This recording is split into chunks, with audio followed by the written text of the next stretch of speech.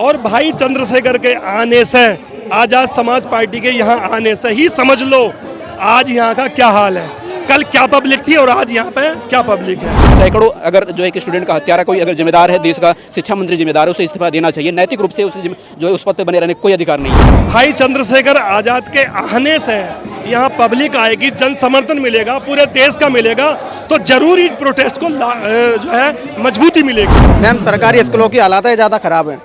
मेरे पास 2 बच्चे हैं, 2 बच्चों का एडमिशन कराने गया 15 से 20 हज़ार फीस मांग रहे हैं नर्सरी यूकेजी की। कहाँ से लाऊं? 15,000 20 हज़ार कमाने वाला हूँ। और सांसद में जब 1 लाख युवा पहुंचेगा तो सरकार को झुकना पड़ेगा। जब सरकार झुकेगी तो युवाओं को जो है न्याय मिलेगा। सर, क्या कुछ लगता है कि चंद्रशेखर आज़ाद के यहाँ पर आने के बाद और भी इस प्रोटेस्ट को हवा मिलेगी और भी इस प्रोटेस्ट को ताकत मिलेगी?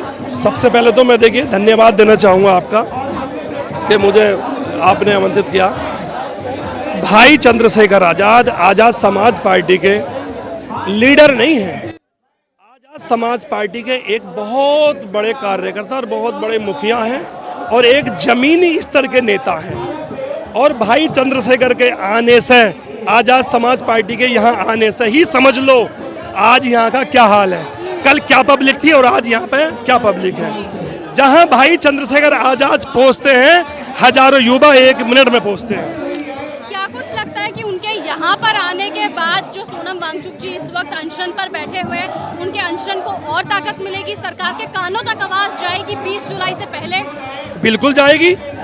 जब भाई चंद्रशेखर आज़ाद के आने से यहाँ पब्लिक आएगी, जन समर्थन मिलेगा, पूरे देश का मिलेगा, तो जरूर इस प्रोटेस्ट को जो है मजबूती मिलेगी, जरूर मजबूती मिलेगी और जरूर सरकार को कोई ना कोई निर्णय लेना पड़ेगा। क्या लगता है 20 तारीख को भी चंद्रशेखर आज़ाद जी ने जो यहाँ पर आने का बोला है कि हम संसद तक ये मुद्दा उठाएंगे, संसद के अंदर ये मुद्दा उठाएंगे, उनकी आवाज़ और इन बच्चों की आवाज़ सरकार तक पहुँचेगी? क्या 20 तारीख से पहले सरकार कोई जवाब देगी या 20 तारीख को धर्मेंद्र प्रधान जी का इस्तीफा तय है? देखिए, सरकार के अंदर क्या बात चल रही है ये तो हमारी जानकारी में नहीं है, लेकिन ये हमें उम्मीद है कि देश के युवाओं के साथ सरकार इतना गलत नहीं कर सकती जितना गलत हो रहा है। जरूर सत्र चलने से पहले पहले कुछ ना कुछ निर्णय होगा, और अगर निर्णय नहीं होता है तो भाई चंद्रशेखर ने कहा है कि चंद्रशेखर मतलब संसद के अंदर और संसद के बाहर देश का युवा होगा।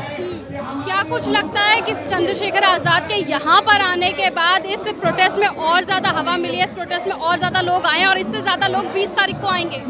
बिल्कुल आएंगे, क्योंकि भाई चंद्रशेखर आज़ाद यूथ का साथी है, भाई चंद्रशेखर आज़ाद दलितों का साथी है, भाई चंद्रशेखर आज़ाद अल्पसंख्यकों का साथी है, भाई चंद्रशेखर पिछड़ों का साथी है। जहां भाई चंद्रशेखर आज़ाद चलते हैं वहां हजारों युवा चलता है। जहां हजारों युवा चलेगा तो इस प्रोटेस्ट को जो है ताकत जरूर मिलेगी। क्या यही युवा उनको 2027 के चुनावों में जीत दिलवाएगा?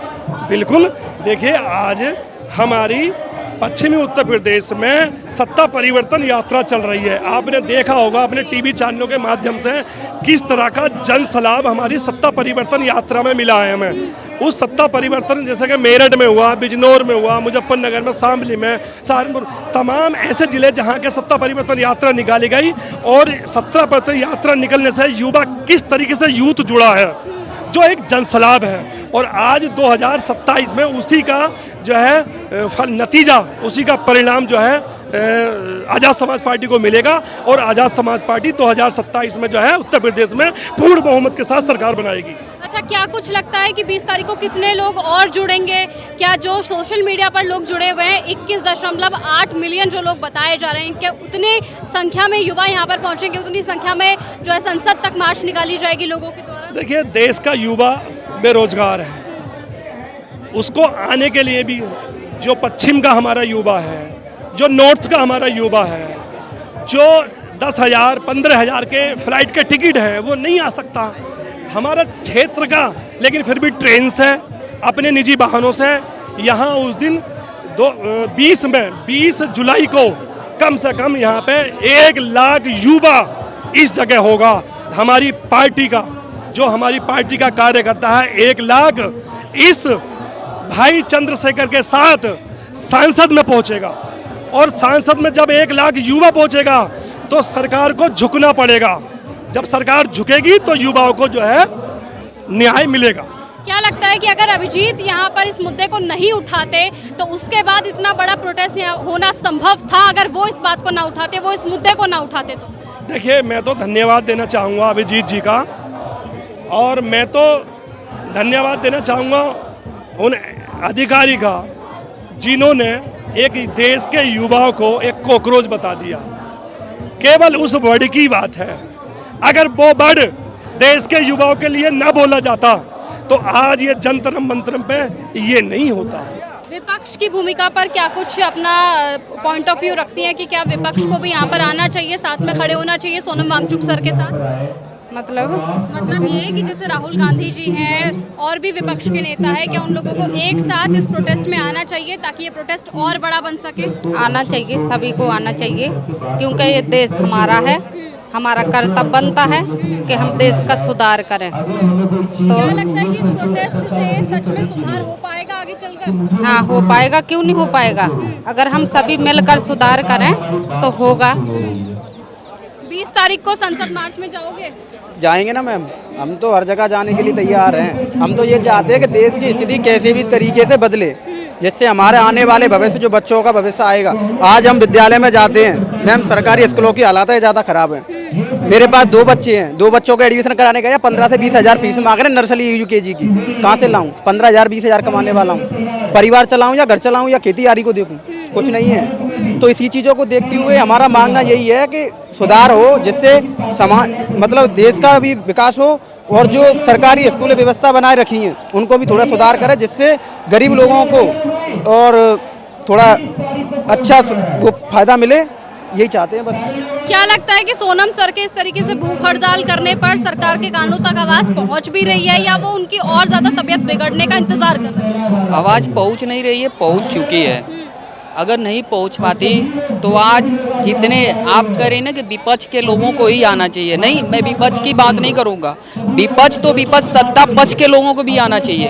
इसलिए आना चाहिए कि मैं कह रहा हूँ इसलिए आना चाहिए कि सिर्फ और सिर्फ विपक्ष के बच्चे या उनके कोई छात्र नहीं है, सत्ता पक्ष के भी छात्र हैं। वो कल के दिन ये ना सवाल, उनके बच्चे, आने वाली पीढ़ी उनसे ये सवाल ना करे कि देश जब लूट रहा था तो आप भी लूटने में जो है कि सहायता कर रहे थे। 20 तारीख के लिए लोगों से, छात्रों से क्या अपील करते हैं संसद मार्च में आने की? हम सभी छात्रों से हम लोग यही अपील करते हैं कि आप अधिक से अधिक संख्या में आइए और हम लोग पीसफुल जो है कि मार्च यहाँ से जो है कि संसद मार्ग तक करेंगे। क्या लगता है सोनम सर की तबीयत लगातार बिगड़ती जा रही है, उनका वजन घट रहा है, ब्लड प्रेशर है, शुगर है, वो भी डिसबैलेंस होता जा रहा है, क्या वो 20 तारीख को पैदल चलकर संसद तक जा पाएंगे?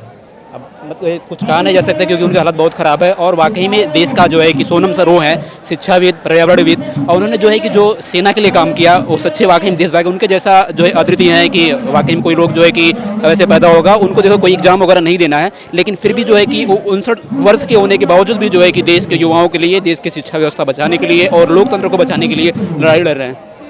क्या लगता है कि इस प्रोटेस्ट से असर पड़ेगा? उनकी जो वो अनशन पर बैठे हैं, उनके अनशन पर बैठने से फर्क पड़ेगा?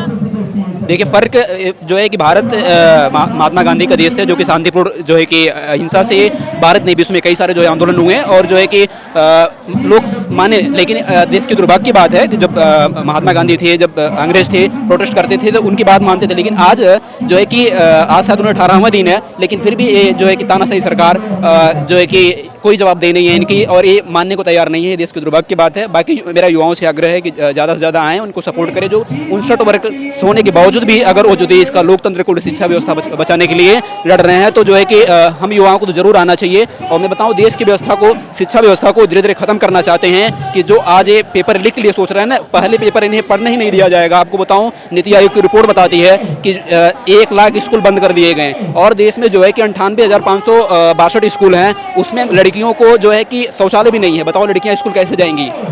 और जो है कि 1,04,000 स्कूल ऐसे हैं जिसमें जो है कि मात्र एक जो है कि टीचर है। बताओ फिर कैसे हमारी शिक्षा व्यवस्था होगी? वहीं से शिक्षा व्यवस्था धीरे धीरे खत्म करना चाह रहे हैं। अब शिक्षा मंत्री जो भी हो, लेकिन जवाबदेही हो और शिक्षा के लिए काम करे। और मेरा शिक्षा के लिए आखिर कम से कम 8 से 10% जो है कि खर्च करना चाहिए GDP का।